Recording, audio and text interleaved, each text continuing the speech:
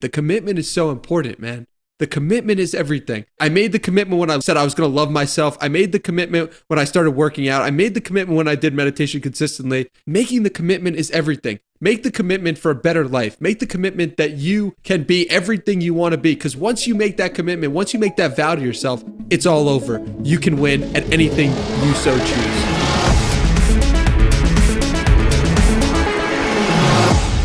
Danny Miranda, thanks for joining me on Meld, man. I'm so excited to have you here.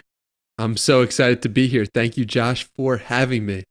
Of course, man. I've been listening to your podcast, following you on Twitter. Your journey has been incredible over the last year. So I think there's going to be a lot of cool things that we can chat about here. I just kind of spoke before we hit record a few of the main things that we can kind of get into: spirituality, self-development, and being a full-time creator. So I think if we can kind of frame these questions into something that we can both walk away with, new ideas, I'm fucking so excited to have this going. Yeah, those are the topics that resonate and hit with me. And I'm so grateful that you took the time out to do research or learn about what I'm all about, because I think this is going to be a lot of fun. Totally, man. And one of those things recently that I listened to was a podcast that you posted, but you were interviewed by your friend Tej. And I thought that was so awesome because you really explained your story. So, I mean, for anyone listening here that maybe haven't heard that or they don't know too much about you, I'd love for you to kind of explain your story of how you became basically a full-time podcaster and content creator. Yeah. So where do I begin, right? It's like, I think I'll start with college, right? In college, I was someone who was all about going out, partying, and eventually that turned into, as soon as I graduated, making money. How could I make money as fast as possible? And I learned drop shipping and e-commerce and did that for a solid 12 months, I would say. And there was a point when I realized it wasn't for me. And I'd been spending 12 to 16 months building up my identity as this person. I am someone who does e-commerce. I'm someone who drop ships. And I was even tweeting about it under an anonymous or an alias. Danny Roars is what I was calling myself. And it really didn't align with who I was and who I wanted to be. And it forced me to go into a dark place where I was just like, if that's not who I am and I've been spending all this time, who am I going to be? It was a lot of bumpy roads. Eventually, I started posting under my real name in March of 2020, Danny Miranda, that's who I am, and started owning everything I was doing and owning everything I was saying. I'm sure we could get into that journey, but since March 2020, just been creating content and writing and podcasting and now going on to YouTube. So really just creating content under my name, and it's been such a remarkable journey. And I'm grateful to be here in February 2021, just loving life. Absolutely, man. I'm glad that you just, said the date, because especially in audio, like, we don't know how people are going to consume this content in the future. They could watch it on YouTube. I post clips on like social media, but at sometimes people will actually just download the audio. They might actually have the audio downloaded somewhere. So there's not a lot of information out there. If you're on my website, you'll be able to see the date is posted, but it's great. Maybe I'm going to steal something from that, man, and just start saying, welcome to, the date that it is, because that's exactly it. We're in the beginning of February 2021. And, 2020 was a fucking crazy year for like everyone. So I kind of feel like we're almost on the other side of it now. Do you kind of feel that too? Like, I mean, we're still in the middle of the pandemic, but I feel like we're kind of on the other side of a whole new paradigm shift. I totally agree. I think that something happened in 2020 when people were forced to look inwards of themselves. And what you're seeing today is the result of people looking inwards, because we were forced to, right? Isolated, you can't go out, you can't do anything, everything's shut down. So what do? You have to look inward. Some people didn't like what they saw. I didn't like what I saw when I first looked inwards in March of 2020. I was like, this isn't the life that I want to live. This isn't the person I want to be. So how can I just keep going? How can I figure out a way? And it took, months of meditation sessions for me to come to who I wanted to be. But it just started with taking one step forward at a time. And I think that journey has held true for a lot of people during this time as well. Yeah, I said the exact same thing, especially being able to work from home, being able to continue my life at home, and being able to, continue life while being sort of quarantine. We're at home. We're not going out to see people. We're not going to all these, partying, like you said, and going out with friends. We were forced to kind of stay in and do some introspection. And I think a lot of people's lives changed through that. It definitely happened for me. I was running a virtual reality business that kind of went bust overnight because we were catering to film festivals and events and conferences. And after March, they were all shut down, like just over one night. Like, our whole industry's done. So I had to do the same sort of thing, man. 2020 was also, or at least the second quarter of 2020 was like a really dark time. But then I realized it forces you to do that introspection, to do that inner work. And then you come out the other side as a whole new person. Like, I would not have been podcasting or had the time to podcast if I was running that business and doing all these other things. So now I can find the types of businesses that suit me and allow me to do things like this so I can be a content creator as well and be able to talk to amazing people like you. Well, I appreciate that. And I think what the quarantine did was it just made me think, like, what can I do for the next 10 years? What would I enjoy doing? And it wasn't podcasting right away. It was first writing. And that led to me having amazing conversations with people on Twitter. And that led to me thinking that it should turn into a podcast, right? So I think that if I started everything that I started with the idea of, like, okay, you're going to do this for 10 years, would you still do it? I think that was such a helpful way for me to start viewing the world and why I'm podcasting and why I'm writing and why I'm doing all these things. It's like, because I want to be doing it for a long time, because I want to enjoy the journey, because that's all we got. If you're just in it for the money, if you're just in it for a quick buck here, like I was when I was doing dropshipping, it's not going to lead to a place where even if you get it, you're not going to be content. You're not going to be full. You're not going to be whole. I certainly wasn't. I got the money. I got the things that I wanted. I had succeeded, air quotes, right? But it wasn't a real success to me because I wasn't feeling that inside of myself. And so that's how I think about it. And I think that quarantine, like I said, makes people go into themselves and say, what can I do for the next 10 years? And if you haven't asked yourself that question, if you're listening, it's like, ask it. Like, what could you do for the next 10 years? I think it's a really valuable way to look at the world. Absolutely, man. That's such a great way to look at the world. And for you, was that the first time that you did this like inner work and kind of went inside? Yeah. So I started to meditate and look inside in September of 2019. And from September 2019 to December of 2019, life was flowing. Incredible things were happening, coincidence, synchronicities. I was just like, oh my God, like, this is crazy. This is awesome. Like, life is working. Stop meditating in December of 2019 to January, February. And then I picked it back up in March of 2020. So I don't know. Is that the reason, looking inward, is that the reason for what I've been able to create with this podcast? I think anytime I've been looking inward consistently has been good times in my life. Anytime I stopped doing that, I was relying on external power, external reasons for success, and eventually feeling anxiety, feeling depression, feeling darkness. And so, yeah, huge habit for me, obviously. Yeah, totally. I mean, for me, I always tell people, like, if you're thinking that there's a magic pill that will help you, it's called meditation, right? Like, there's nothing else that I know other than psychedelics, which maybe we can get into. I don't know if you've done any or not, but it's a big thing that I'm really into as well. I think it's like meditation on steroids, right? But for you, meditation, how did you get into it? Like, where did you learn about it? Where did you kind of get the idea to actually start doing it as like a daily habit? My friend Tej Dosa, who everyone should go and follow, comedic bizman, was someone who had been slightly pushing meditation to me, never pushing it per se, but just always saying, like, this is something that helped me. Do it, I don't care, but this is what works for me. And I was just listening to him long enough where I was like, okay, I'm going to try it. Why not? Like, let me try doing this.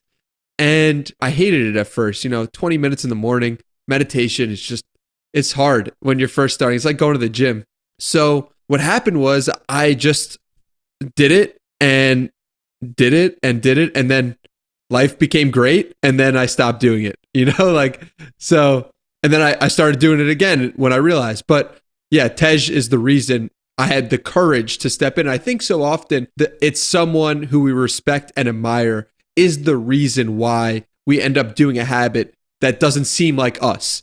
Like, going to the gym didn't seem like me. Starting to meditate didn't seem like me, but it was because I had people in my life who were pushing me, who were able to support me when I wasn't even believing in myself. That's why I was able to do those habits and continue to do those habits. Because at first you don't want to let that person down. Then it becomes, after you do it enough, I don't want to let myself down.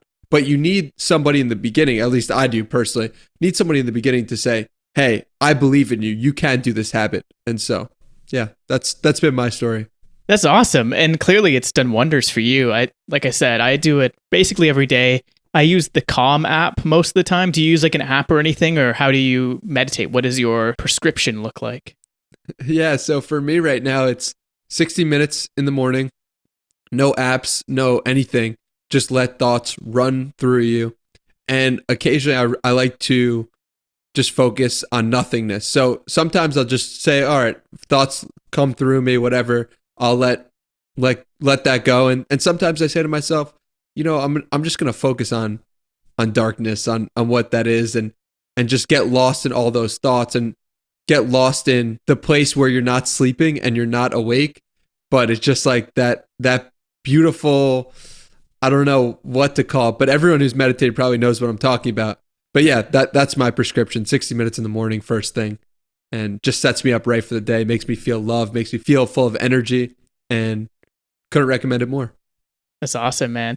And so like, obviously that helps with the spirituality, right? The spirituality aspect of things, because a lot of people do report having some sort of like feeling, like you just said, that sort of like, say like a tingly feeling, something that's like outside your body, something you can hardly describe. It's definitely like an out of body experience, something that's like a little ephemeral, right? It has that same sort of feeling that you can get sometimes like on psychedelics. A lot of people state that they can have some crazy psychedelic states while in meditation, like deep meditation, which is amazing.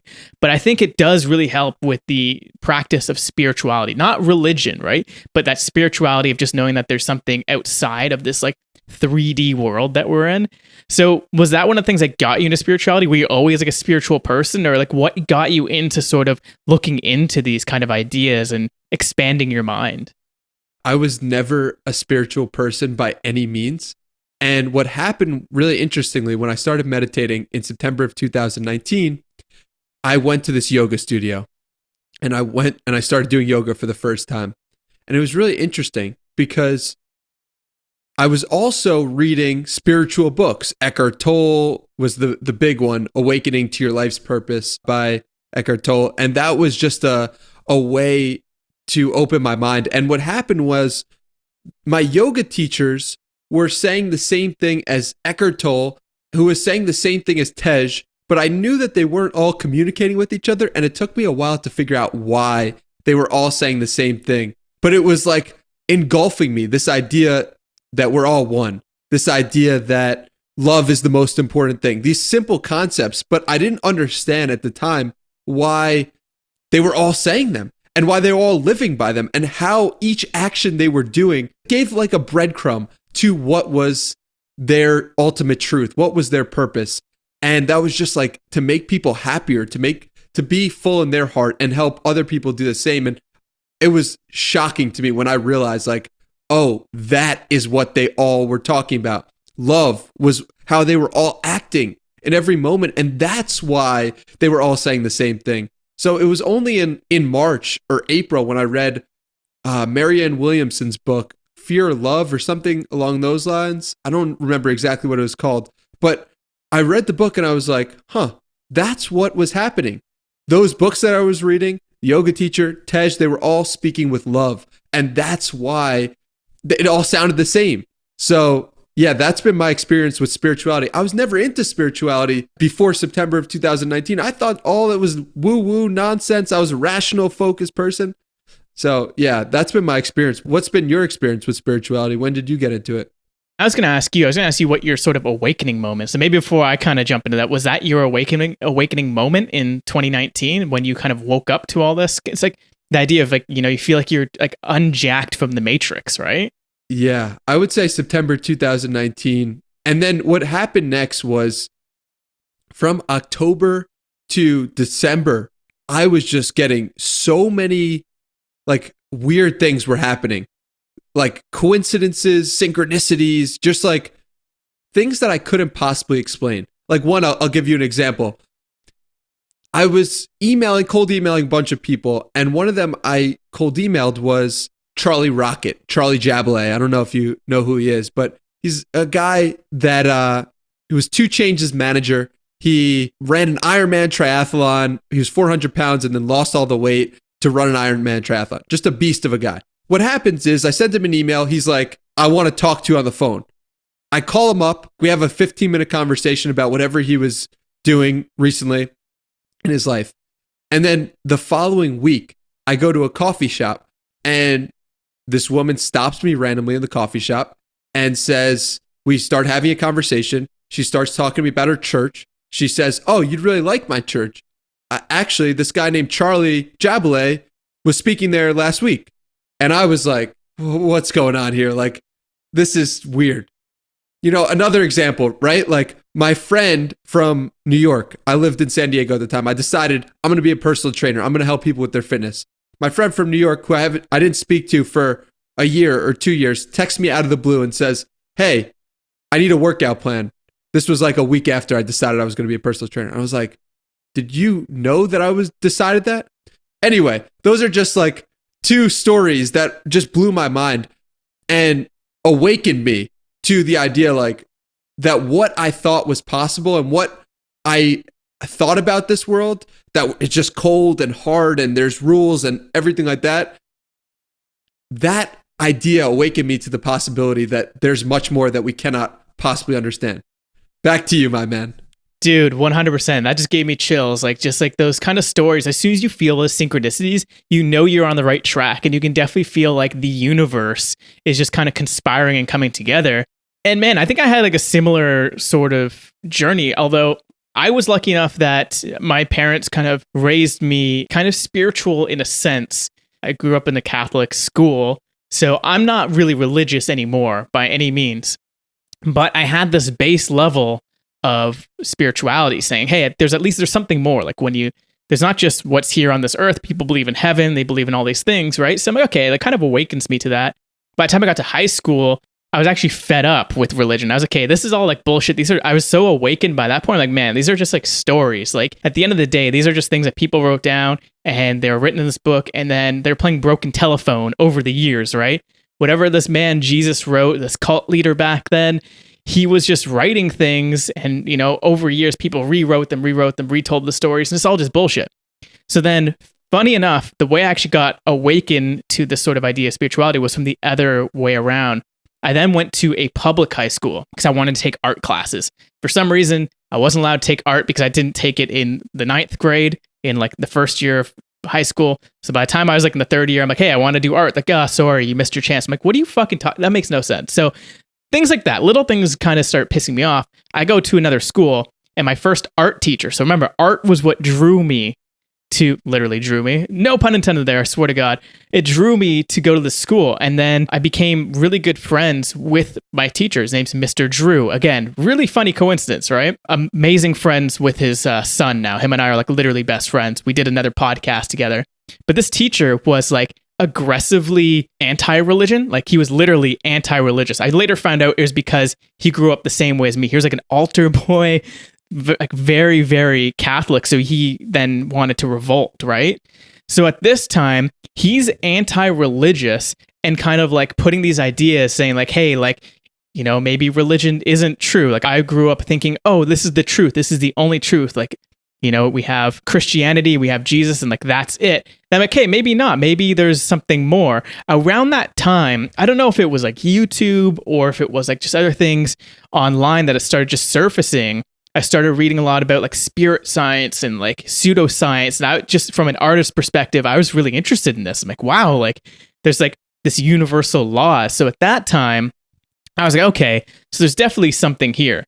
Around that time, I start doing psychedelics, going into university. I start meeting up with friends who are super spiritual at university. And it was during that time when I went off on my own where I started having these crazy experiences. Like I'm talking, well, obviously with psychedelics, if anyone's listening who's ever done it, you kind of start, it's like you cracked open your head. Like your mind has been like severely just open to these possibilities. So that one was when I was like, okay, this 3-dimensional world that we're in, that we think that this is just the world, there's something here that we're missing. Because how am I able to take this substance and have a totally different reality experience than ever? The second time after that was when I started to try virtual reality for the first time. That's when I was like going into VR before I started the company. I was like, holy shit. Like, if I'm in this three-dimensional world that was created by humans, that means we're just a layer outside of that here in our three-dimensional reality. This is some sort of virtual reality. It had to be created somehow, right? So I'm really into like the idea of the holographic universe. Highly recommend looking at that book, just the theory of the holographic universe, where essentially there's a lot of physicists and scientists that do believe that the way that our brains perceive reality, we're perceiving a hologram. So like I said, with virtual reality, we know that if we're putting on this VR headset or playing a video game, we're looking at pixels, we're looking at stuff that was created in this sort of sandbox universe. So if you look out even further where we're at, this must be another kind of holographic universe, the way that photons go into your eyes, whatever. Like you can go as deep as you want with that. Absolutely blew my mind. And then, so my mind has been open to all this. Where things really got crazy was last year. We talk about synchronicities. Another podcaster friend of mine who does a show called Humans 2.0. I don't know if you know the show. He posted on like LinkedIn one day. I never check LinkedIn. He's like, "Oh, I'm gonna be on the Mind Valley Superhumans at Work podcast." I'm like, "Oh, what's this?" So I look up Mind Valley. I'm like, "What the fuck is Mind Valley?" At that same time, there was a free masterclass going on by the founder of Mind Valley, Vishen Lakhiani, and it was all about like unlocking your true potential at work, and he mixes spirituality and business together really well. He talks a lot about meditation. So my mind's open to this. I go to do his course, and I'm mind blown. At that time, he released a book called The Buddha and the Badass, one of the best self-development, spirituality, and business books I've ever read in my life. I'm completely sold on this idea of Mind Valley. So then I sign up for the All Access Pass. I take Vishen's course, Be Extraordinary.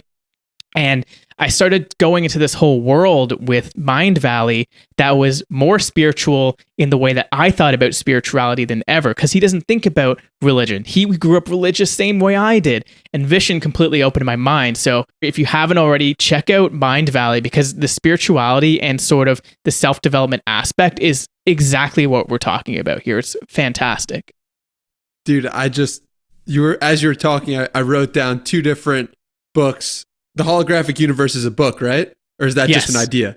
It's a book. So I've the Holographic Universe, and I have the Buddha and the Badass, and those will be getting added to my Amazon cart directly after this podcast. Yeah, thank you so much for it's so interesting how it could both happen for us in a similar time. And that's something that I want to talk about, which is like, I'm noticing more and more people, I don't know if it's just confirmation bias of the fact that I'm quote unquote woken up or something, but like I've noticed friends reach out. I've noticed people who were never interested in spirituality or becoming the highest version of themselves. I don't even, sometimes it's not even talking about spirituality, but when I see people who are just treating others with kindness and love, and I see it so often, it's particularly in the last 11 months, and I can't help but think there's something going on there about just like the universe waking up together at once. Yeah. So what's when I your mentioned thoughts on that?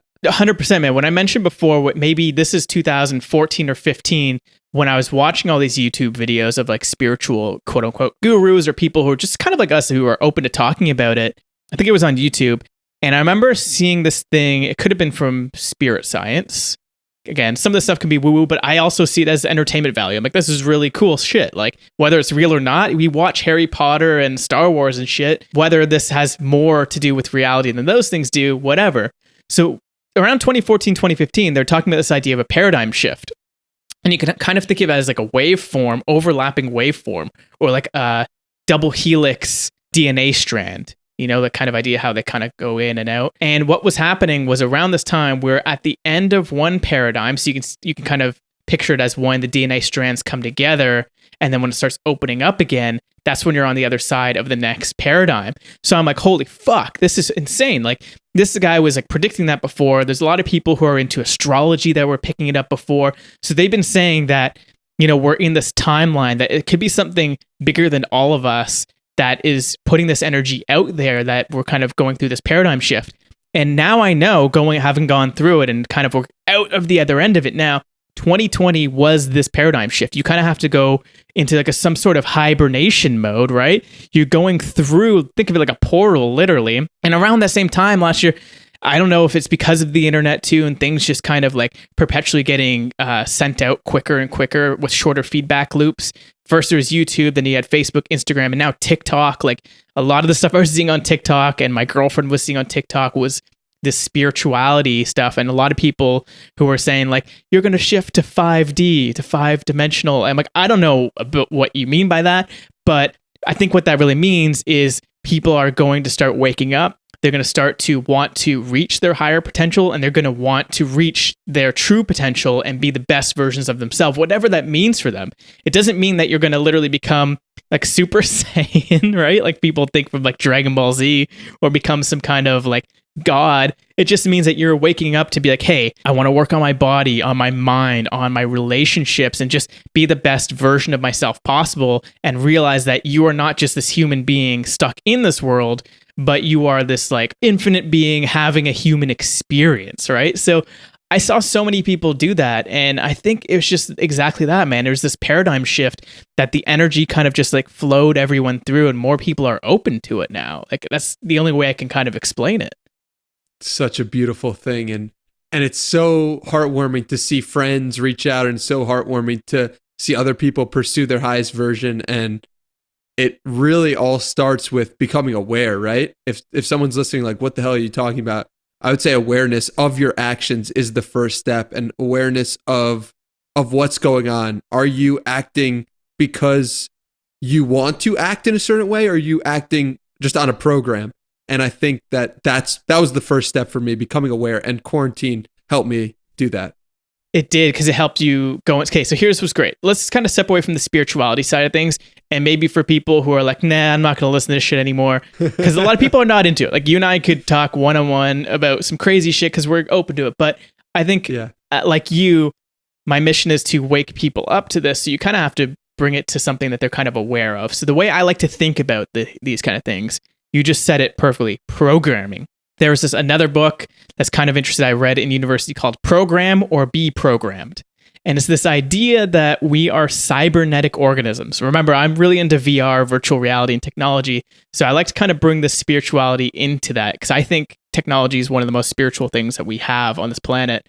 And I like to think of ourselves as robots almost. Like I said, I think personally, we're like this like spiritual being trapped inside of this like biological mechanical body, and we have all this years of biological evolution that is kind of holding our souls in place, right? It's like, which is good. It's a good thing if we want to be on this planet and be able to interact with people, because I don't know how you would interact with people if you didn't have a body, right? I'm not going to get into mediums and all that weird shit, but like ghosts and shit. But if you think about us as literal fucking robots, in whatever sense, and that was part of my awakening experience, was I don't want to be this drone that's just programmed by society, that has a job, that's being told what to do.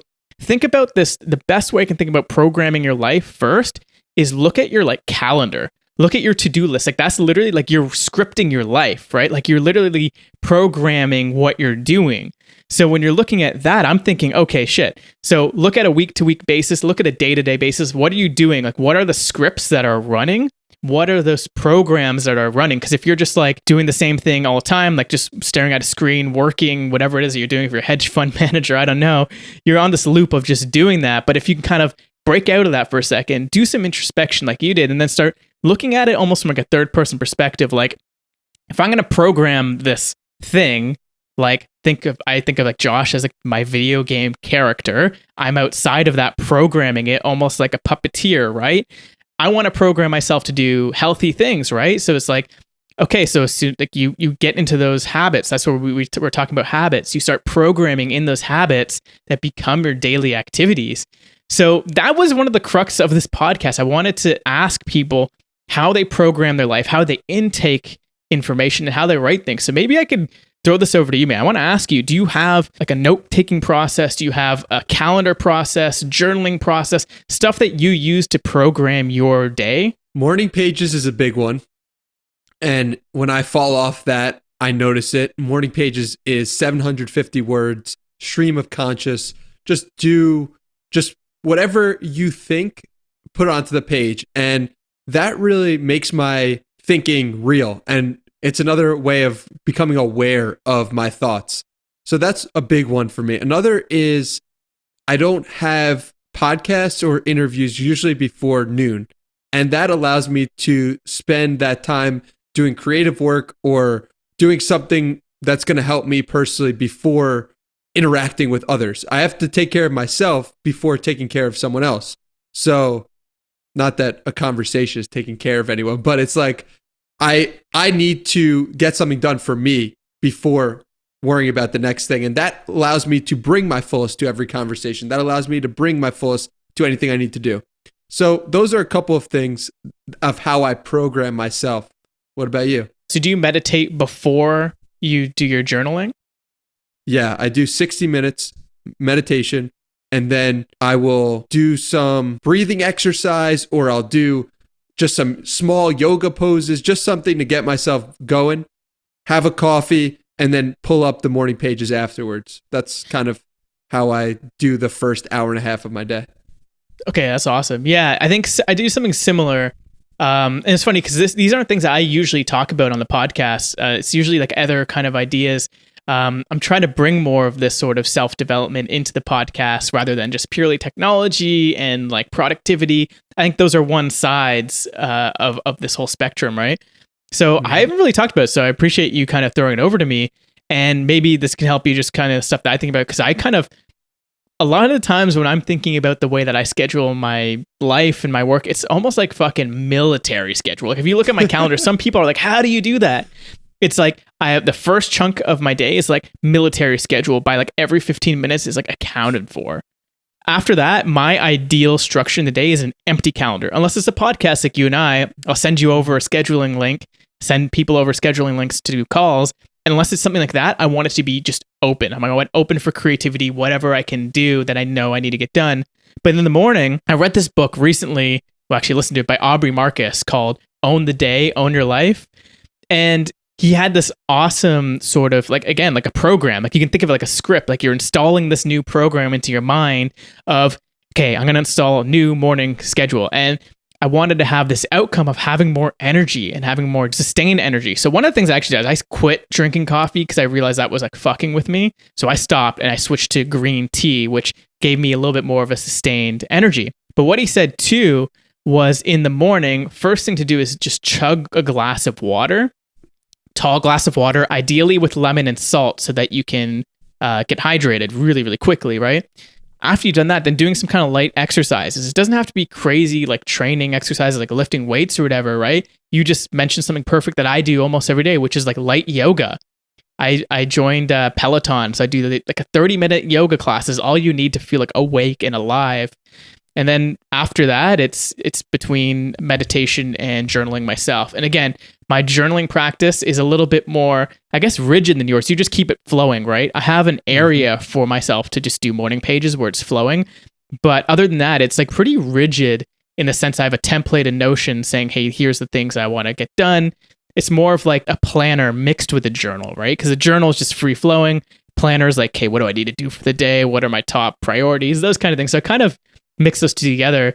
And then I get to work, and I just, because I'm running several businesses, it's getting the stuff that needs to be done or delegating it to the people I'm working with. I think that's so important too, that you have a slightly different practice than me, because I think that winning in this arena is just having a practice, not and having a practice that you do consistently, rather than having the perfect one. Like the perfect one is the one you follow. That's true for weightlifting. That's true for meditation. That's true for journaling.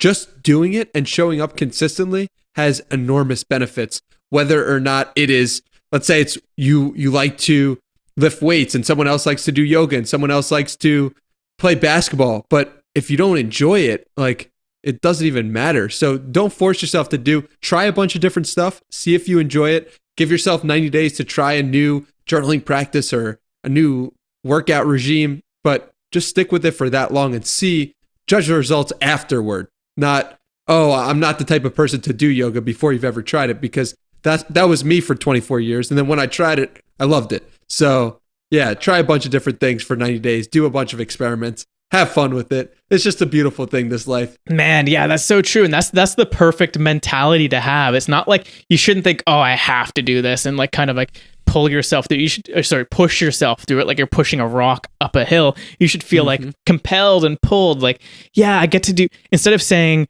I have to do X, say, oh, I get to do X. I get to take this time to do meditation. I get to do yoga. I get to write about my life and this very therapeutic. I get to have conversations with people like Danny Miranda here on the podcast. Like, it makes you feel so happy to be able to do these things. And that's so key, especially with working out too. You have to first put it as part of your identity. I'm the type of person who does X, and then do something you love. For me, it took me, man, I can't tell you how long it took me to get into the fitness world. Like I played hockey, Canadian, so I guess I kind of have to. But other than that, I was never someone who was into fitness at all. I was that skinny I was that skinny emo kid in high school, 100%. Long hair, listening to screamo music. Like I'm the last person that you would ever think would ever be in a gym.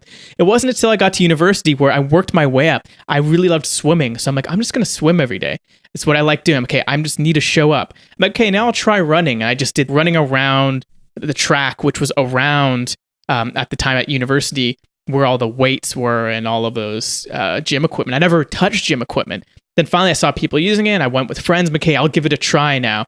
And I just made it a habit to just go and do whatever it is that I was doing at the time. Something very simple, right? I wasn't lifting weights because I had that programmed in my mind. I'm not the type of person who like lifts weights.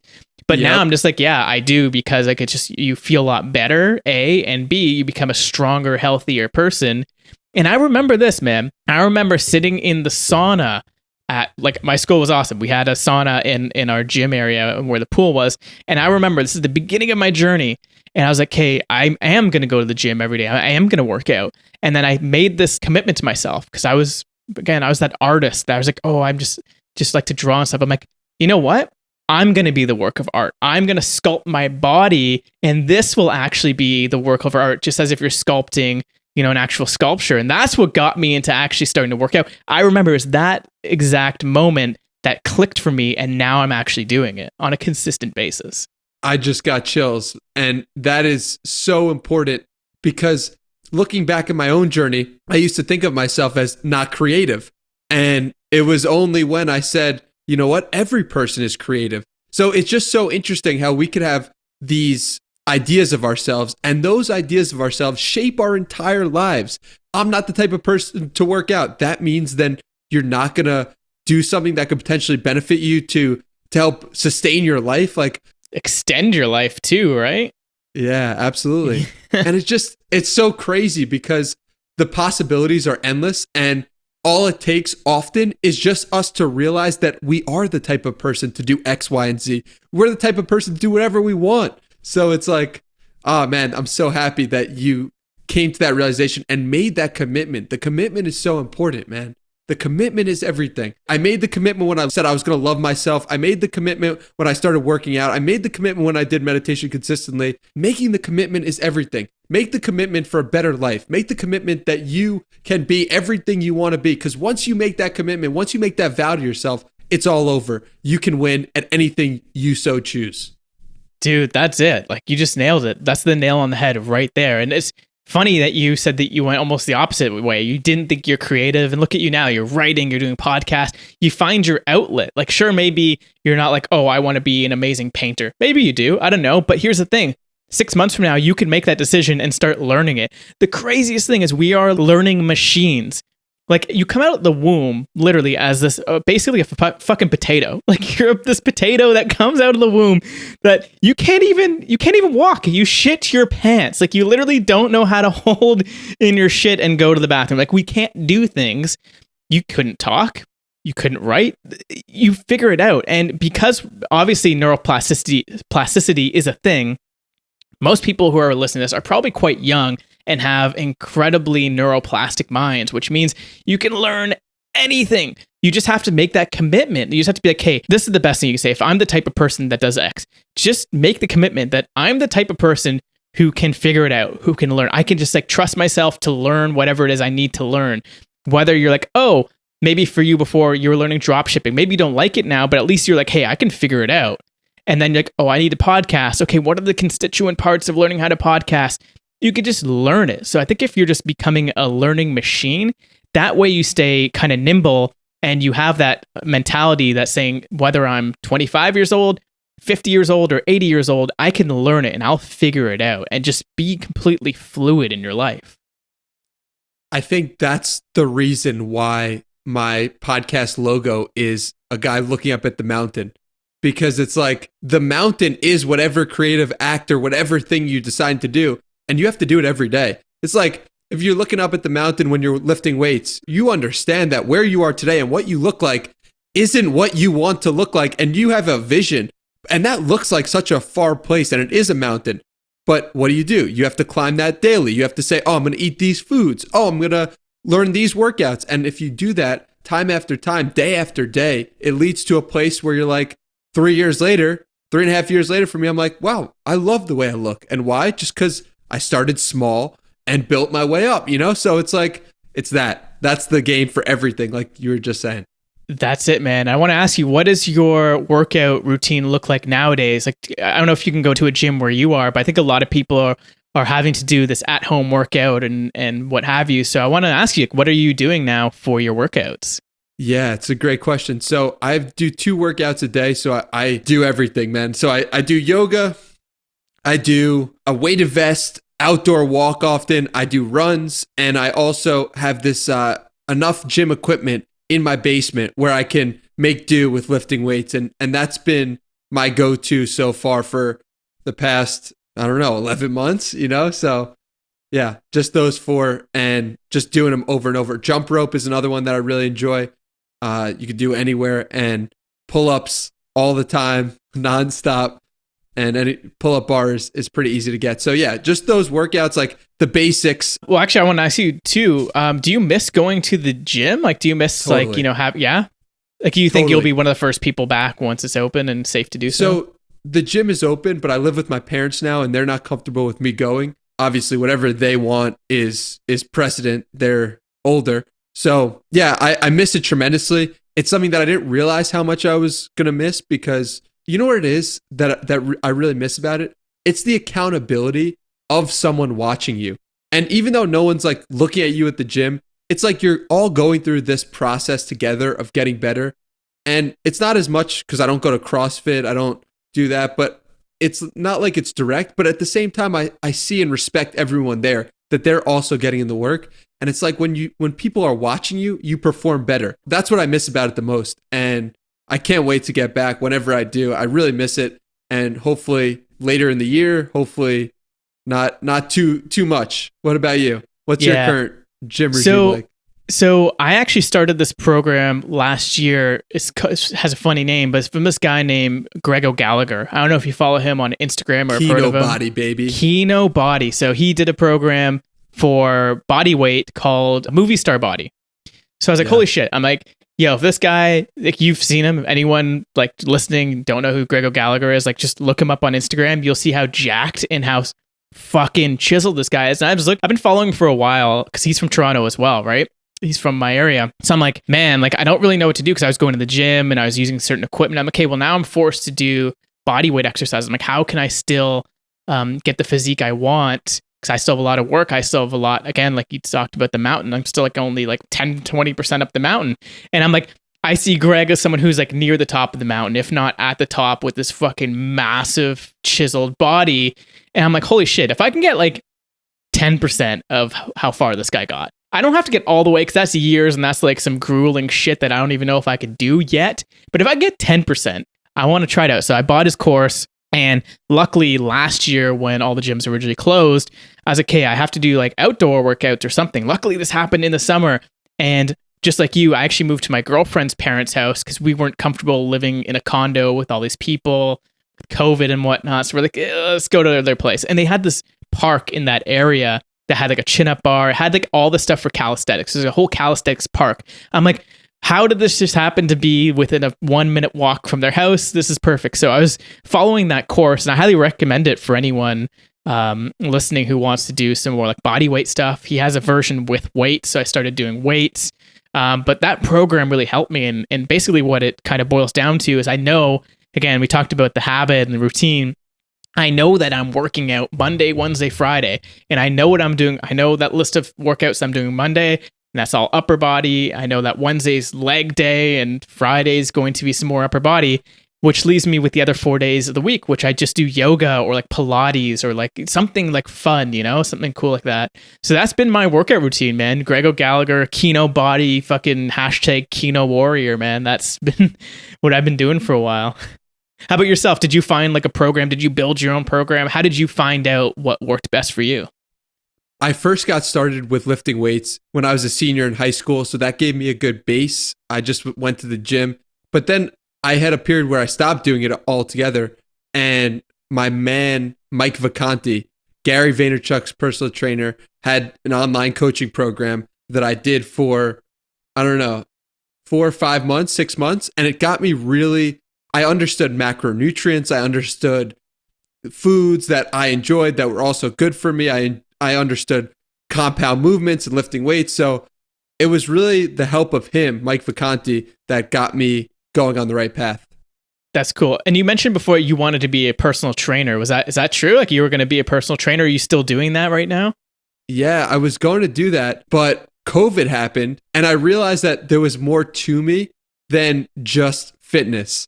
And I didn't want that to be my focus. I wanted my focus to be broader. And I'm really grateful for that because there's some stuff I talk about in my newsletter and like spirituality and stuff like that that I wouldn't have been able to talk about. I wouldn't really talk about it if it wasn't for broadening my scope. And I just said to myself, I'm not going to be Danny Miranda, the personal trainer. I'm going to be just Danny Miranda and see what happens.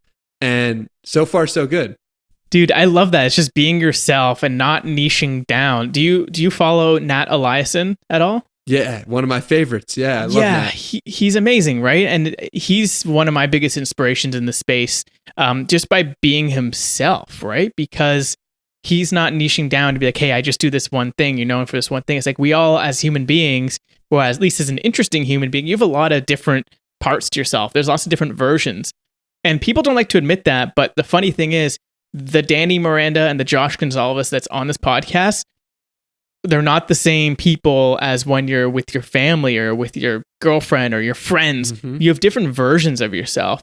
And within those versions, you also have different interests. Like there's times where I'm Josh Gonsalves, the artist, and I'm literally spending a whole day just like drawing. And my whole being is so in flow state that I am just an artist. Like nothing else in the world actually exists. And that's why I love this podcast, is because you can kind of take all of these different interests and meld them together and bring up all these ideas, have different people on from different parts of the world and different like disciplines and start making these connections, right? Like there's episodes where I talk to people who are like in the VR industry, people like yourself that are content creators and talking about like self-development, and you can talk about all your different things. And that's what I like about you. Like you don't have this like niche, like, oh, I'm the e-commerce guy, or like, yeah, I'm the personal trainer guy. You just like, here's who I am. Here's all the cool shit that I'm into. Follow along if you want. If not, like, that's cool. Like, or take what you want and leave the rest. So I've been loving your journey so far, man. And it's really awesome to see. I really appreciate that. And it's a risk you take because you're not going, it's much quicker. You're going to grow a quicker following by saying, I am X person or I am Y person, because people know what to expect. It's going to be a much longer road to gain a following or to make things happen if you say, I'm just who I am, and you guys can choose whether or not that jives with you, because you have to let people figure you out for themselves, and that takes time. But at the same time, I think it promotes deeper connections, because if it wasn't for putting myself out there fully, I don't know if we would have this conversation. So I'm grateful for that. So I want to actually ask you then, you're just talking about putting yourself out there and starting the podcast. What made you do it? Like, what was the deciding factor? It's like, I need to do this, the podcast, because you were writing for a while before you started podcasting, right? What was the push? There were a few different factors. One was that 3 people separately told me that I should start a podcast, real friends in real life, and unknowingly, like, just both all said I should start a podcast. And each time I was thinking to myself, like, I'm not the type of person to start a podcast. Looping it back to something we spoke about earlier. So I was just like, nah, it's not for me. It's not for me. Second factor was that while I was writing so much, I was reading so much as well. And I'm still reading a lot, but I was reading at a different level. I probably read 50 books in 2020. So I was just reading nonstop, everything, anything I could get my hands on. And I was thinking to myself, I would love to talk to some of these people. People like Gay Hendricks, Kamal Ravikant, people that, just inspire me and help me in an incredible way. And I would love to ask some questions. Third factor was that I put out on Twitter a few times, hey, does anyone want to talk on the phone? I'd love to learn more about you. I'd love to learn why you're following me, because I'm just putting my thoughts out there and you're resonating with them at some level. And I'd like to find out why. I learned so much from these phone calls about these people. They learned so much too, just from what they told me. And it was like, wow, if we both benefited from that, why wouldn't I do this and record it so that other people could potentially benefit who aren't on this call? So that's kind of why it happened. Those 3 factors. People told me I should. I wanted to talk to authors and people writing books and content creators. And then I had these phone calls that were amazing. So yeah, that's why the podcast came to be. That's cool, man. And what are your thoughts on Clubhouse? I asked a few people on this podcast now because you can't record. And I think that's one thing missing on that platform. I mean, you can have great conversations, but you're just talking about the ability to record so other people can listen and listen back at a later date. So I want to hear your thoughts on the whole Clubhouse thing. I honestly haven't played around with it enough. And I think it's a great idea. And I think that there's a lot of room there for amazing things to happen. But I haven't consumed it enough. Actually, I'm curious to just do that, like hop on a Clubhouse or hop on a Twitter Spaces and just talk to people. I think that would be so awesome to basically get that connection in the app and less friction for people to, like, I'll be like that old man, right? In 3 years, I'll be like, I remember when I was calling people on the phone, and now you can just do it in the app. It's so true. Yeah. It's crazy how technology is going, right? Because before, you couldn't even do that. Couldn't even get on Zoom calls or like do group calls on iMessage and on FaceTime, all this stuff. It's crazy how much technology is just kind of advancing. But I want to ask you about the podcast. I want to get into this. I want to get into your life as an early content creator, because I think we're along the same path because we started around the same time.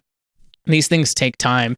So I have a few questions on the content creation front for you. Feel free to bring it back to me if you have any questions or you want to know some things from my side. But the first thing is really, you kind of started from like very little following. How did you first get your following to then, hop on calls with people to then do the podcast? And how have you seen the most growth? What has been the best like growth channels for you? I started on Twitter in 2020 with, I think, 7,000 followers. Like I was talking about before with Danny Roars, I was the e-commerce guy. I was doing e-commerce. And so that helped give me a place where I could then have people to talk to on the phone if I wanted to talk to someone. But what was really interesting was that I had 7,000 followers in March of 2020, but by June of 2020, I had 6,000. And I was starting to express who I was and started to say, like, this is who I am. I'm not e-commerce. I don't enjoy just e-commerce. And I also changed my name from Danny Roars to Danny Miranda. So people were like, who the hell is this Danny Miranda guy? Enough of him, like, get him off my feet immediately. And so I knew what I was expressing was real to me and true to me. And I knew that if I did it long enough, it wouldn't matter about people unfollowing me. Like, it was just about expressing my true, authentic self and real self.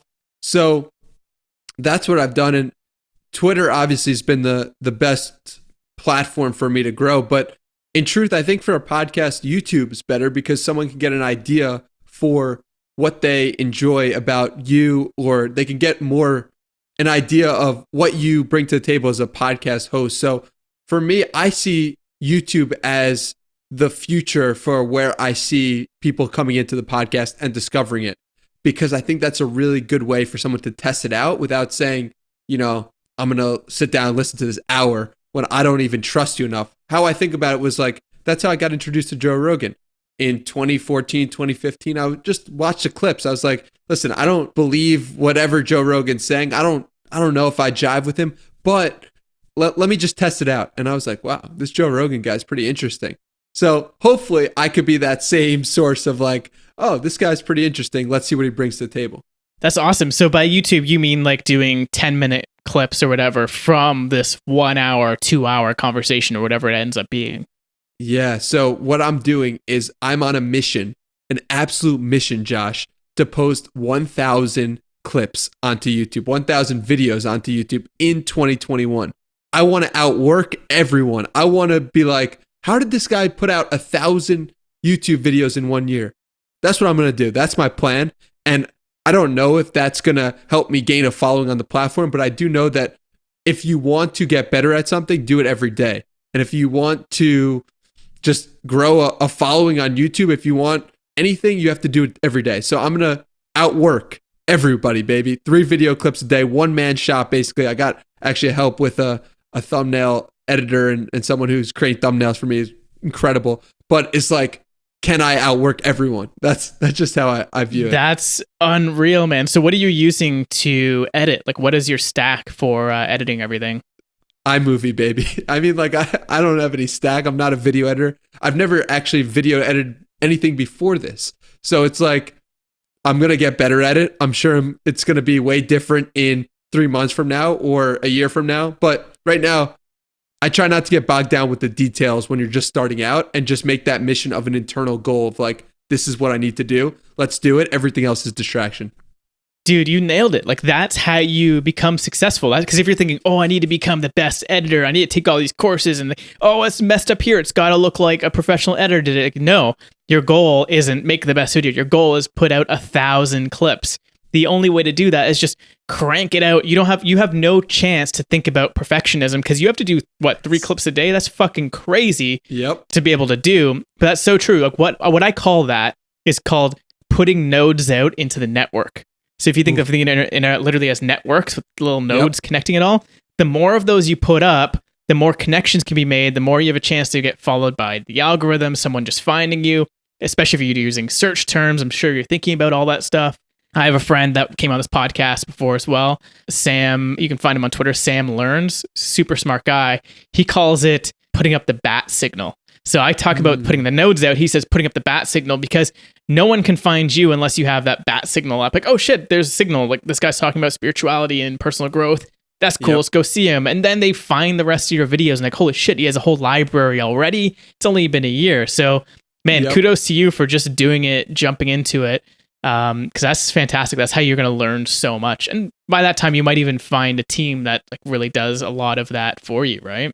Exactly. The point is like, you're never above taking out the garbage. And the way I look at it is like, editing these clips isn't exciting. It's not, for me, I'm not a video editor by trade. I've never done any video editing. I don't enjoy it. I'm also on the first 2 weeks of doing it. But to me, that's taking out the garbage. That's doing what needs to be done to put out nodes in the network. That's doing what needs to be done to grow. And if you really want it, if this is really your dream to be a podcast host, to interview people, to talk to people every day, this is what needs to be done in this moment. And it's like, of course, I would love to hire someone to do this. Of course, it's busy work for me. But at the same time, I enjoy part of that. Like, this is going to stop people from doing what they want, but this is going to propel me because I'm willing to do this. I'm willing to learn. And I love that point about the nodes in the network. I think about that often. I could have an hour interview. We could have an hour interview or whatever it is. But if you don't chop that up into little pieces, how do you expect someone to find that and enjoy that? So the more times that I can chop it up and break it up into different pieces, the better off people will be to find me. That's how I think about it. Totally, man. I highly recommend looking into an app called Descript. I don't know if you've seen or heard people using it. And it's helped me to create what I call like atomic content. So like we said, it's like you have this 1 hour massive chunk, then you can create 10-minute chunks for YouTube. You can do 1 minute for Instagram. Then you can do 30 seconds for TikTok and Instagram Reels. So you have like little pieces, and that's like transmedia, right? So if someone finds like a 30-second clip of yours on TikTok randomly, I don't know if you're posting there, but let's just say you did. They're like, oh, this one thing is cool. They swipe over, they see all these little clips. They click your YouTube button. There's like a little icon on TikTok. Go to your YouTube. Then they're looking at your 10-minute episodes. Okay, like where can I get more? Then it goes to the full episode podcast. So it's like, that's how they get pieces to get up to this bigger piece. Because yeah, podcasts are interesting because like we're going to be having an hour and a half conversation here. How many people actually listen to that long of podcasts? I mean, you and I probably do, just because that's what I do, and I listen to podcasts when I'm walking around doing other things, working. But a lot of people are just so conditioned to just getting their 30-second hits of digital cocaine on Instagram and TikTok, right? That's like candy, right? It's like the candy, but then the podcast is like a full meal. Like that's insane. But then going back to you doing all this content clips, like it seems like the only real bottleneck is how many people you can get on the show to constantly pump out these. Because you post an episode, 3 times a week or something like that? How do you find all these people? And like, what is your process for getting people on the show? There's so many interesting people in this world, my man. That's what I've realized from doing this. It's like, I started with thinking I would just do one a week. And then by the time that I had my first episode live, I had recorded 20 episodes and it was a month. So it was August 23rd, I started recording. September 23rd was the first podcast. And in that time frame, I recorded 20 episodes. And I said to myself, I really enjoy this, right? Like this is a lot of fun for me. And there's so many more people I want to talk to. So yeah, that hasn't been an issue at all. I think there's so many people to talk to. Everybody's got a story. You just have to be curious enough or interested enough, and you will find out a crazy amount. I remember this is really interesting because I never was someone who was so interested in people. But when I lived in San Diego, I was forced to ask the questions to people because I wanted to know. And people were way more friendly there than they are in New York. And they were willing to just tell me their story. Like Uber drivers were so much more friendly. And I was so inspired by so many different stories I found out that it made me like think, wow, everybody's got a story. You just have to have the balls to ask for it. So that's how I think about it now. And if you really go deep with someone, you could learn a lot about how to live life, about, either for or against. And I just think of every person as a story, and every person has so much behind them than what they're saying in this moment, because I've experienced it myself and I've experienced other people's stories. So yeah, just asking and being curious and just learning is how I found guests and how I continue to find a million guests to talk to. That's so cool, man. So do you have like a process when you go to reach out to someone? Do you have certain channels that you go to? I know you said you're big on Twitter, which I see all the time. Yeah. Like, is that your go-to place? Yeah, well, I think it's my go-to place because I have the most followers and most quote unquote credibility to someone who doesn't know who I am, but also email. And also what I like to do in terms of specific process is the first thing I like to say is a genuine compliment about the person and how they've helped me. I'm reaching out to people who have helped me and people who have inspired me in some way. And so that's like a good framework to start with. Like, don't reach out to people who don't inspire you, who you, just because they have a huge following doesn't mean that they're the right person for your podcast, is how I think about it. And first thing I say is like a genuine compliment about how they've helped me. Second is like, this is what I've done. This is who I've interviewed, and I'd love to have you on as well. And then the third thing is just like, no worries if this doesn't fit with you. Like, no pressure to respond. No, I won't take it personally. Like, end with that. And then that's it. Like, that's my go-to script for what I will say when I'm asking someone on. That's awesome, man. I think that's such a great way to approach it. And that's amazing. And I think like one of the biggest people that you kind of got on that kind of helped you blow up was Gary Vee. So I'd like to hear that story. How did that come about? That was amazing. Yeah, it was really cool because Gary Vee was a childhood hero of mine. And it started this whole story in 2009, where I wrote a blog post about him. And I was 13 years old, had a time management blog, and I wrote a post like, Gary Vaynerchuk is the man, basically. And he commented on it. And that was sweet that he commented on it. Made my day as a 13-year-old. Fast forward 2 years to 2011, where I had a Knicks blog at the time. I stopped writing the time management blog after 2 months, but the Knicks blog was great. And I had Gary Vaynerchuk. I was following him from afar.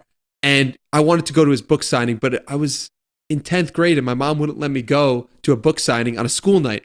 So I sent Gary a Twitter message and said, hey, Gary, would love to come to your book signing, but my mom won't let me. And he said, hey, what's her number? And calls her on the phone. He had like 850,000 followers at the time. Calls her on the phone and says, hey, Miss Miranda, I'd love for your son to come to the book signing. I think he'd really benefit from it. So that's 2009, 2011. I've been putting in the work now for 2 years with Gary V. Fast forward now to 2020. And what happens is I post the screenshot of the post of Gary commenting on the blog post and say, hey, I have an eye for talent. I even spotted Gary V in 2009. He sees that. He follows me from that. And now I'm like, holy shit, Gary Vaynerchuk just followed me on Twitter. Let me tweet that out. I tweeted out. And then all of a sudden, there are people who start hating on Gary V in the comments section of that tweet of me saying he followed me. So they're starting hating, and Gary V jumps into those comments and says, hey, like, I respect you for whatever you're doing, like no worries, and just starts being a nice guy. And finally, someone says, my man Log Fits 6 on Twitter, my man Logan, he tweets, hey, Gary, would love for you to go on the Danny Miranda podcast. I think you'd really enjoy it and you'd have a great time. And he said, fuck it, I'm in. And that's the long story of how Gary Vaynerchuk came on the Danny Miranda podcast. Dude, I love those. I love when that happens. Like, it's just so organic, really, when you think about it. Because you're just writing about him. You're just like, hey, I actually just like this dude. Like, I'm just putting it out there. It's funny that you had your friend come in. Well, you didn't even. He's just like, yeah, I would love to have him on the podcast. I want to hear this. And you have the support network. It gives you extra credibility of him being like, oh shit, other people want to hear it, not you asking him when someone else asks. It's like, oh shit, people are going to listen to this. It's going to be awesome. Dude, that's really cool. I really love that story. That's so cool. I think the story aspect gets lost in it a lot because it's really easy to just say, oh, this dude had Gary V on his 39th episode of his podcast. What the fuck did he do? Like, this is incredible. But it's hard to think about it like, no, it actually started in 2009. And if it wasn't for me in 2009 writing that post, it's unlikely he would have followed me. And if he didn't follow me, it's unlikely he would have came on the podcast. So everything that you see that just, it looks like an immediate success probably has a lot in the background where you don't notice. Always is the case. Yeah, it's the tip of the iceberg, right? People always see the iceberg and they're like, oh, like that thing. It's like, yeah, but like the 99% of all the hard work. And you know what that's actually called? I don't know if you know Russell Brunson, ClickFunnels. He has this term. It's called digging the well before you're thirsty, right? So like that's what it was. There's like 2 years of you digging that well. You know, it's not like every day you're like pumping this guy up, but you dug that well way before you thought you would know it. So do you think about that now when you're like doing what you're doing right now? Is that just digging your well before you're thirsty? Because you're not asking for anything in return. Like that's one of the things I've noticed about you. It's not like you have some kind of course to sell. I don't even think you have ads on your podcast yet, right? Like you're not running anything. You're just doing it because you love it and you're just building this up because you're just in the first inning. So is that how you're thinking about your journey right now? 100%. And I think that I just have such genuine faith in what I'm doing that it will lead to money and it will lead to opportunities. And it's just like, I started writing because I said to myself, you know what? I'd probably like to write a book in 5 years and I want people to buy it. And, you know, it's like, okay, what do you need to do then? What needs to happen? You need to have a blog or you need to have an email list and you need to have people to sell to. Okay, well, how do you do that? And then like we were talking about before, just like breaking it down each step by step. And the other thing I want to say is like, it might appear on the outside like I'm doing a lot of hard work, right? Like I'm recording and publishing 3 podcasts a week. I'm putting out 1,000 YouTube videos in a year. And anyone will say like, dude, you're putting in hard work. You're really doing it. And I want to tell them that it's what I need to do. Like it's just like life couldn't be any other way. Like this is what needs to happen, like in order for me to express who I am. And so that's not to say that it's not hard work, but it's also to say like, I feel like I'm called to do this. And the reason why I'm saying that is also like, I set an intention of doing it 100 times. So there's a lot there. And I don't know if any of it made sense, but like, I just want to put it in perspective. Like this is this is what I feel like I was meant to do. Yeah, that's it, man. I think that's all you really need to feel, right? Like if you really feel like in your gut, in your heart, like your deepest part of your body, in your soul, like, hey, like I'm doing exactly what I need to be doing.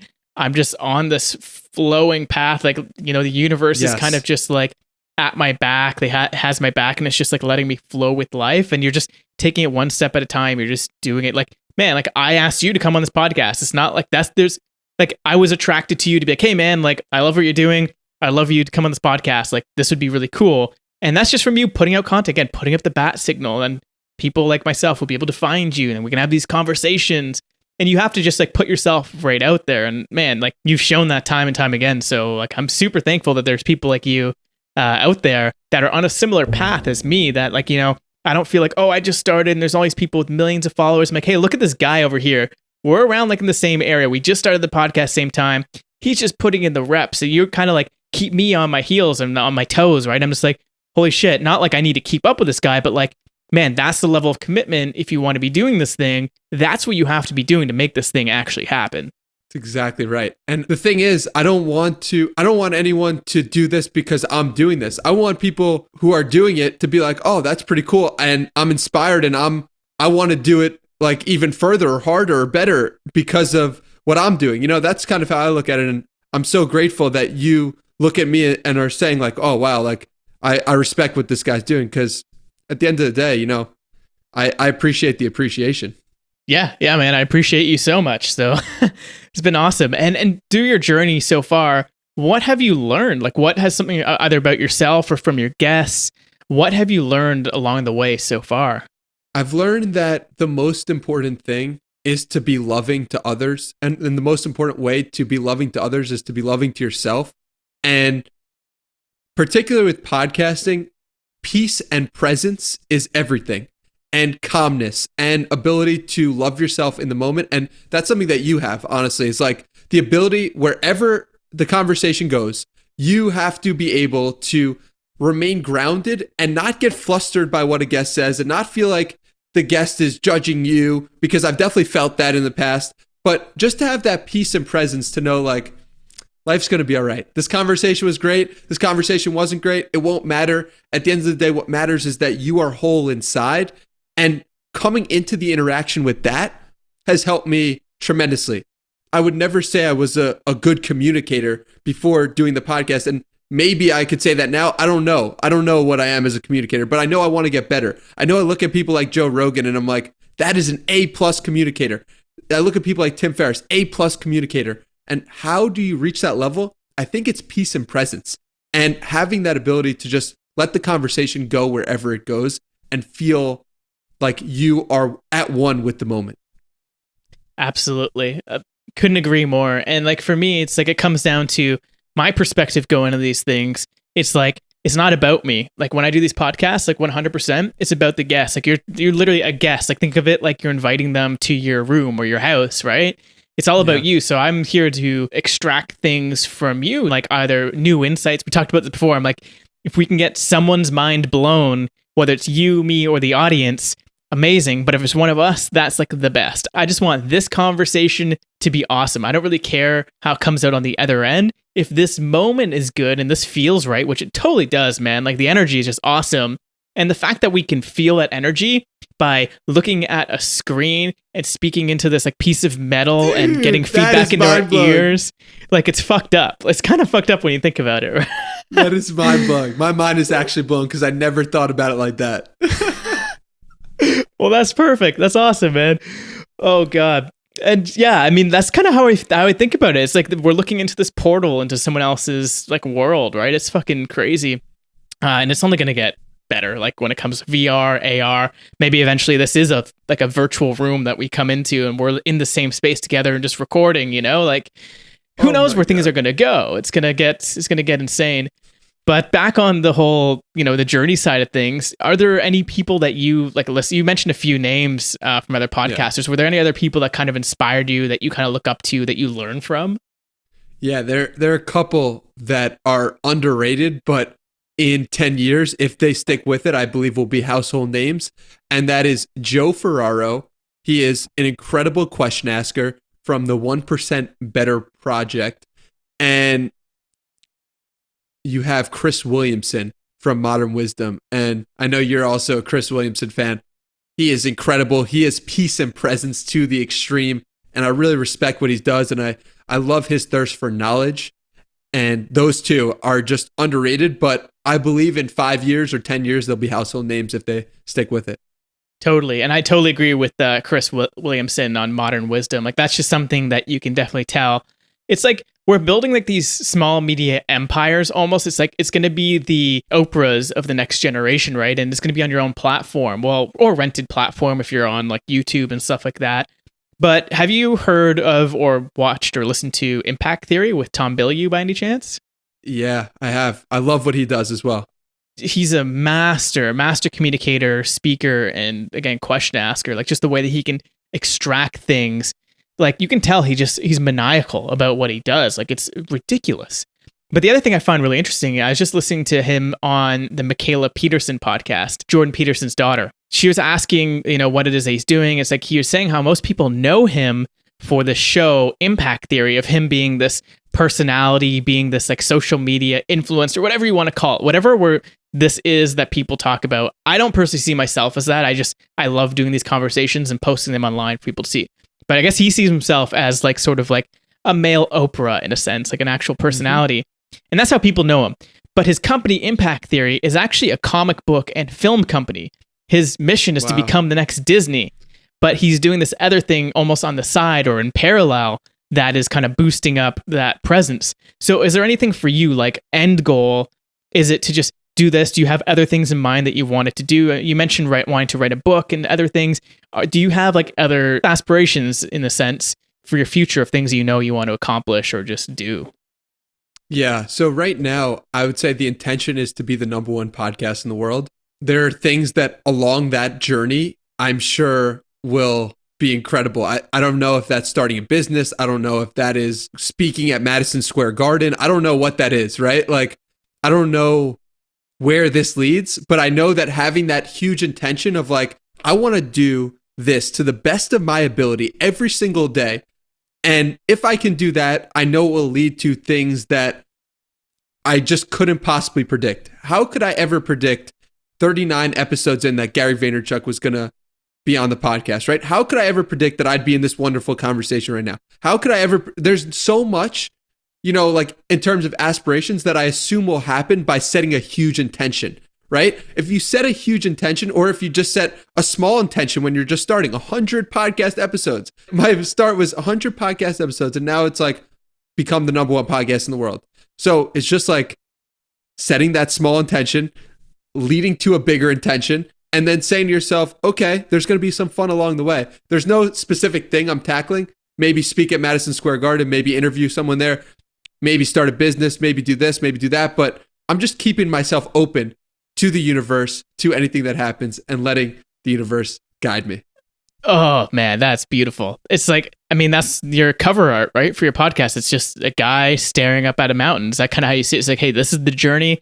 I'm to the bottom of this mountain, and wherever this mountain leads, whatever that pinnacle is, we don't know what's at the top. What kind of flags have been planted up there? Is that kind of how you see it?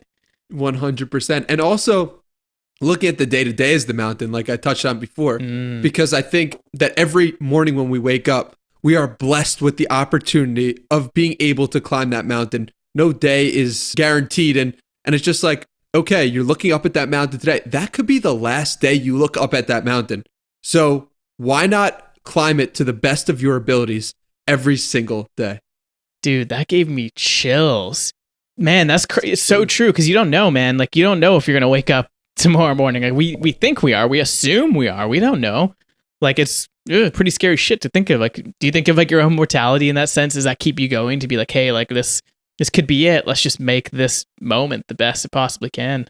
Well, I got the mountain behind me on one side, and then I got one life right above that for those watching the video. It's like, that's a Gary Vaynerchuk iconic combination. And it is the understanding that you get one ticket, and maybe we get reincarnated. Who knows? I don't know enough about all that stuff. But I do know that I believe in this moment, we get one life and one moment maybe in this incarnation. So it's like, why not make the most out of that? why not do everything you can? Why not set those huge goals, set those huge intentions, and live every day to the fullest? Because what other choice do you have? You're going to sit on the couch? Like, that's just not as exciting for me. I've tried it. It's not as exciting as going after something with all you've got. Is it harder to climb that mountain than to ignore it? Absolutely. But do you feel better about yourself? Do you feel like, oh, wow, that was really hard work, but that was what I needed to do, and I feel good about that? Also, absolutely. So I choose the latter. You choose whatever is good for you if you're listening or watching, but that's just how I'm thinking about life at this moment. That's awesome, man. I hope people kind of take that to heart. And if anything, maybe it unlocks something that they never thought of, maybe they don't think of it like that. But one thing I really find tremendously interesting is your just mentality about, taking it day by day and letting it be open. And that's called, like, from what I know, the optionality approach. I just read this book. Well, I'm like almost done it now. It's called Optionality by Richard Meadows. Oh, you're writing it down. I thought you had it. I thought you were pulling up the book. I'm like, holy shit. I'm like, that makes sense. Yeah, it's the idea of optionality. He's like, yeah, instead of like creating 5 or 10-year goals, we don't actually know what we want in 5 or 10 years. Think about this, man. Right. When you were doing drop shipping and stuff, or okay, before drop shipping, your intention, your goal is like, oh, I'm going to be a drop shipper, become a millionaire, and have a Lamborghini probably. I don't know. That's the dream people are sold when they do drop shipping. Did you ever have that innate wanting to become a motivational speaker or to want to interview people? No, you didn't. That's not something you wanted. So your 5 or 10-year goal was like start this business drop shipping. Even now, you don't know what you're going to want in 5 or 10 years. There's no way to know what you want in even like 2 or 1 year, right? So having the optionality approach is just keeping your options open and just doing these systems in place that will feed the options. In your case, doing more interviews and putting yourself out there, writing more, and just leaving the options open. So once you get to that point in time, there's options in front of you rather than being stuck into having to do 1 or 2 things. Yeah. And also with the drop shipping, going back to that, is like my approach there was, what can I do in the short term? What can I do right now to make money tomorrow? Instead of what could I see myself doing for the long term?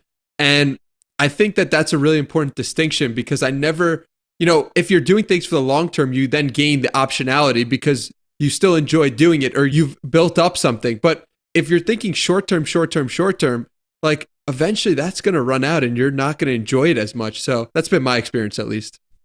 Yep, absolutely. And I think I always like to make analogies with some of these things. It's like a lot of people right now are trading stocks on like Robinhood and stuff, right? Like this, in this point in time, again, early February 2021, everyone's in the stock market right now. I'm not, I'll be completely honest, like for anyone listening, just because. Me neither. Yeah, I mean, when you start seeing this many people tweet about stuff and seeing it on TikTok, you're like, something's wrong. But it's these people who are playing short-term games. Can I buy the stock and sell it by the end of the week? They're traders, right? Exactly. So are you a trader or are you an investor? Because an investor thinks about the 10, 20, 30-year run of, okay, I don't care if I lose money in the short term, like you with your followers. You lost 1,000 followers in a short period of time because in the long period, you're going to get the right people back in. So, that's a really good thing. Think about it. Are you a trader or are you an investor? Simple as that. I love that. I love that way of thinking. And it's so clear to me looking back that when I was dropshipping, I was trading, and today I'm investing. And it's so awesome that you brought that to my attention. And I'll be thinking about it in those words in the future because of you. Thank you. Oh man, that's awesome. I see. That's why I do this podcast, because there's things that I learn from reading from other people. You learn things from other people. So there's all these different connections on either side of us. And when they come together, new nodes are formed in the brain, which is why I love doing the podcast. I love to transfer knowledge. I love to receive it, but it's give and take. And I'm sure people listening got the same thing as you. And when we think about the trading versus investing, it's like, what are you trading? What are you investing? It's your time and your energy. Those are the only things you have. And it could be money. I'm sure you invested some money in setting up a Shopify store and whatever it is. But what you're really investing, especially when it comes to content creation, you're investing your emotional energy and your time. That's the only kind of things we have in this world. And you're going to get some sort of return in, whether it's a week from now, month from now, or years from now. But you got to just keep investing it. I love it. That's exactly how I'm going to start thinking about it. That's awesome, man. So we're about at the hour and a half mark. So we're going to wrap this up. And I want to ask you just a few kind of ending questions before we head off. The first one is, what are some challenges that you're currently facing right now? Do you have any like growing pains with what you're doing? Are there challenges internally with the content that you're producing? I want to hear what you're kind of grappling with right now. Yeah, it's an interesting question because I think the biggest thing I'm challenged with right now is completing my class, which is I'm taking 2 classes in psychology and statistics. And I finished the psychology one, but the statistics one is just, it's not even challenging me, but it's challenging to sit down and do the material when I want to talk to people like you, when I want to just create content and go. So that's the biggest challenge, is things that are outside of content creation, rather, that are holding me back. Is it like a university course? What is it? What is the course for? Yeah, it's a couple of different university classes to potentially, I'm not sure if I'm going to actually do it, but potentially apply for a master's in psychology. I'm so interested in how people think. I'm so interested in why they do what they do. I don't know if I'm going to end up going down that route. There's so many options, like we were talking about before, for things to do, jobs and opportunities that have just popped up because of content creation. But it's what I said to myself that I was going to do when I started the class back in September. So I'm going to finish it, but it's the biggest challenge thus far. Yeah, totally. It's the things that you want to do because it'll help you out for the long term. But you're like, I don't feel like doing this. Same thing, just putting in the reps when you got to do push-ups, you got to edit something. It's like, yeah, if you set out to do something and you put that intention out, you're going to get it done. Like, it's at the end of the day, it's a little bit of a roadblock, but it'll be behind you at a certain point. It's not like a permanent roadblock. There's at least, there's a time element to it where there's an end date. It's not just like this forever thing. Then you might just be, okay, fuck it, I'm just going to put this off. But it's more of a project than an area of your life. It's not like something that's going to be sticking with you for the long term. So that's really interesting. But I think that's a really smart idea to learn more about human psychology. I think everyone should. I think we should be taught that a lot more when we're younger, like in elementary school and like middle school, because like, we need to know. Like I talked about this at the beginning. Like, we need to learn how to program this thing. Like, you have to learn the computer, learn this computer thing that you have that's kind of driving you. You can learn about yourself better, learn how to, get rid of bad habits, how to program your mind. But it's also good for these kind of conversations because you can think about how you can ask questions and things like that. It's super, super important for any kind of interviewer to know the psychology of others. So that's smart, man. I think that's great. I think you should continue with that. So my last question is sort of almost the opposite of that. It's like, what are you most excited about? Like, what's coming up that you're super excited about?